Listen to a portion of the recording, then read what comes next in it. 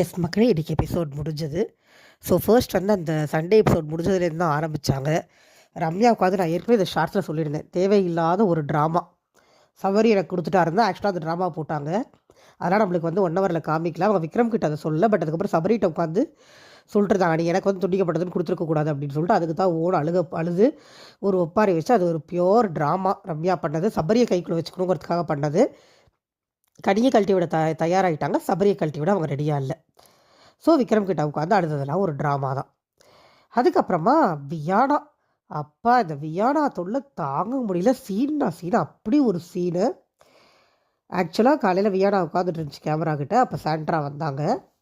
அதுக்கு முன்னாடி நைட்டு வந்து வியானா வந்து அரோராட்ட ஏதோ சொல்லிட்டு இருந்தாங்க, நீங்கள் எங்களை அப்படி ஃப்ரேம் பண்ணாங்க என்ன எஃப்ஜேவையும் அப்படின்னு.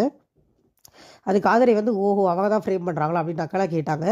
அப்புறம் வியானா ஒரு மாதிரி அண்ணன் வந்து கட்டி பிடிச்சிட்டு போனாங்க. பட் ஆக்சுவலாக ஆதிரி கேட்டது தான் உண்மை. யாரும் ஃப்ரேம்லாம் பண்ணலை.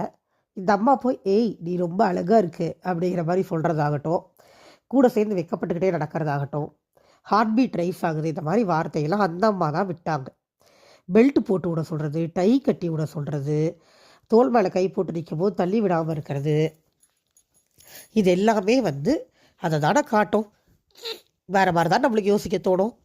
இப்போ வந்து அப்படியே பிளேட்டை திருப்பி போடுறாங்க, நாங்கள் வெறும் ஃப்ரெண்ட்ஸ் தான், சுபிக்ஷா மாதிரி தான் எனக்கு எஃப்ஜே அப்படின்னு சொல்லி ஒரு பச்சை பொய்யா அந்த பொண்ணு சொல்லுது.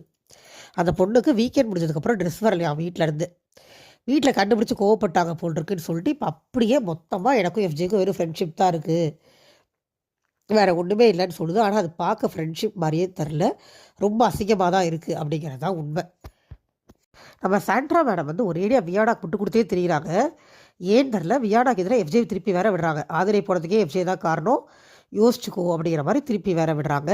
அதுக்கப்புறம் இன்னொரு சம்பவத்துலேயும் அவங்க வியானாக்கு இன்றைக்கி சப்போர்ட் பண்ணி என்னமோ வியானாக்கிட்டே ரொம்ப தெரிஞ்ச மாதிரி இருந்தது. யாரை எஃப்ஜே காலிப்பட்டிருக்கா வியானா ஏற்றி விடுற மாதிரி தான் எனக்கு தெரியுது. அதான் எப்போவும் போல் அவங்களோட ஈவில் கேம் விளையாட ஆரம்பிச்சிட்டாங்க சாண்ட்ரா. ஓகேவா? ஸோ இதுக்கப்புறமா கேப்டன்சி டாஸ்க் தான் இன்றைக்கி ஆரம்பித்தாங்க. கேப்டன்சி டாஸ்கில் நம்ம ஏற்கனவே சொன்னதான் ரம்யா ஜெயிச்சிட்டாங்க. வந்து ஒரு மொக்க ஸ்பீச் ஒன்று கொடுத்தாங்க. அதுக்கப்புறமா விக்ரமை வந்து அவங்க அசிஸ்டண்ட்டாக போட்டாங்க.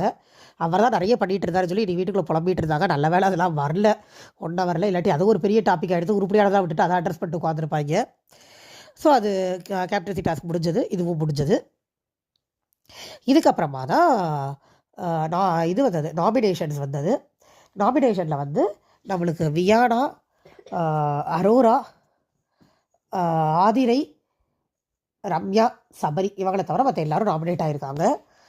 இதில் நம்ம ஏற்கனவே நாமினேஷனில் சொல்லியிருந்தது தான்,